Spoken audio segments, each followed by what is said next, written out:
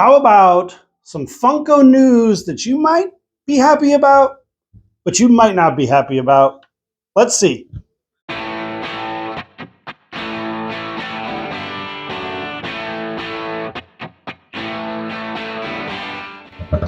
Okay, well, hey, welcome back. My name is Dan. I am just half a Funko for us, but we are on our road to 1,000, and I want to try to be doing more videos again this year. Consistency is going to be key, right? So that's what we're hoping for. So I had something today that I wanted to talk about versus kind of doing any openings or anything like that. But really, it might be Funko news that you already know. It might help you, might hurt you. Hi, Alfred. Since I don't have Aiden today, I guess I get Alfred. Everybody say hi to Alfred. Hey, Alfred. Oh, he's done. But one of the things that I do as a collector and somebody that likes to buy pops is I'm always constantly looking for places to buy. Now, my main place to buy, of course, is over on Whatnot and Facebook Marketplace. I would say that's probably split 60-40. And I don't know which way. Sometimes it's either or. If I'm selling, I'm going to be using Facebook Marketplace more. But if I'm buying, I'm going to be using Whatnot probably a little bit more. Sometimes I'm buying, if that makes sense, like what I'm buying for. Okay, but one of the other big things that I do every single day is I check the back-end stock on Funko's website.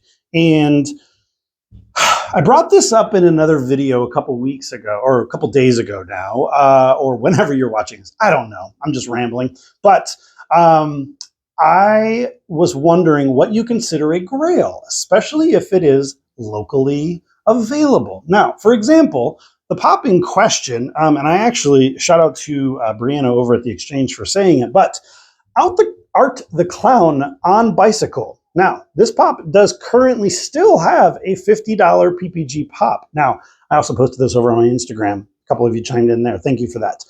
This currently has a $50 PPG pop, but yet it was available on Funko's website for $12. Now, I bought this one retail for $12 at the Exchange, as a matter of fact. And now I'm going to keep it, in essence, for not only for myself at the moment, because I still have not seen these movies, but later on, people tend to buy them, and it might not be available later on in the year. But one of the ones that kind of caught my eye this morning, based off of that same $50 PPG, was the Joker from the animated Batman series, number 155. This pop still currently, as of today, as time of filming, has a $50-ish, I forget the exact amount, PPG value. Now, this is a 2016 pop. Never been vaulted, I don't think. And it is an amazing pop, don't get me wrong, but a 2016 pop that is now being reproduced, same mold, same number, same everything. Now, we also ran into this with the Joker from The Dark Knight a couple years ago. And I know we're running through it quite often, but it's that kind of Funko news that I wanted to share, and I wanted to get your opinion on really what this kind of means for collectors, for sellers, and then everybody in between. Okay. Another one that I just actually picked up recently. Now, I already have this in my collection, but I picked it up knowing that people were going to be looking for it soon, is the Punisher from Daredevil. Played by John Burtnall. Now, this one is the original, oh my gosh, I can't see the date on it, I'm sorry, 2017, okay, as a matter of fact. Now, PPG was not high whatsoever, but they just reissued this pop as well. Okay, good. Now, I get it, and I wish Aiden was here. He's actually at work tonight, and this was just kind of on my mind. I wanted to just go at it.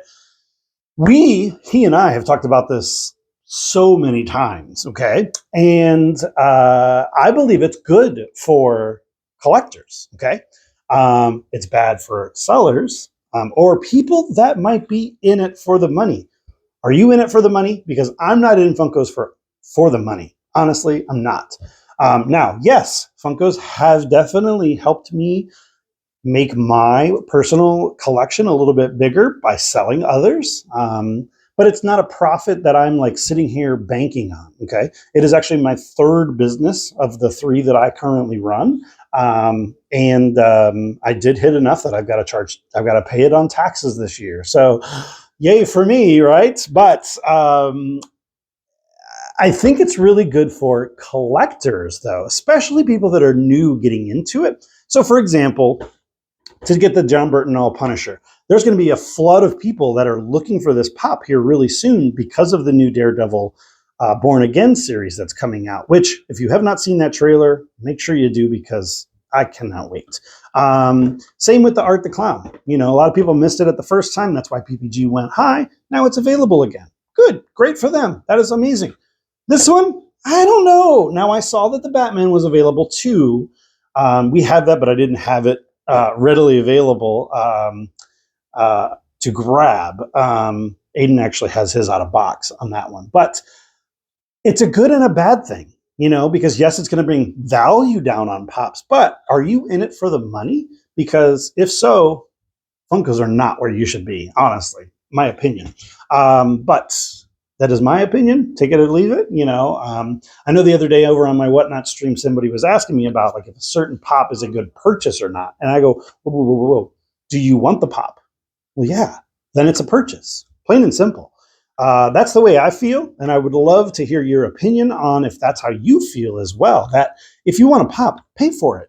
Now, prices are going to fluctuate all of the time, all of the time. I mean, we've been collecting over 10 years now. And I've seen so many people say, oh, Funko's dead, you know, but here we are, 2025, and Funko's still doing great, still producing a ton of pops, new stuff, old stuff, and everything in kind of in between, you know. So now, one of the other ones that actually did help me out personally as a collector that I was excited for was a couple of months ago, they restocked the Target exclusive Spider-Man Blacklight. You might have seen me open that up on that video, and you maybe even hunt for it. This one I was actually excited for because as a collector, I was able to get it without paying a huge price. Same kind of with the Joker and maybe the Terrifier. New collectors don't come into this thing thinking, oh my God, I'm going to spend $50, $60 on a pop, you know, whereas collectors that have been in it for years, we understand that. We know that we're going to be able to budget for the right pops because they are a little limited, because they are scarce. But it kind of goes back to that thing that I said the other day on the video was if you see a pop that you want, grab it because it probably will not be there the next day or so later on. You know, even in Whatnot auctions. I mean, people will say, oh, I'll hold that for me for a couple days. And I used to hold when I was selling, but I stopped doing that. But honestly, I've gone into streams and I'm watching something and then you're getting bid out pretty quick, you know? And so if you want it, buy it. Plain and simple. Our name is Funko for Us because we do this for us. Plain and simple. That is it. Aiden and I started this channel because we love sharing our love for Funkos with all of you. And now we get the opportunity to do that and we appreciate it. So we want to hear from you below what your thoughts are on these restocks on the Funko shop. And then, you know, kind of really in general, what your thoughts are.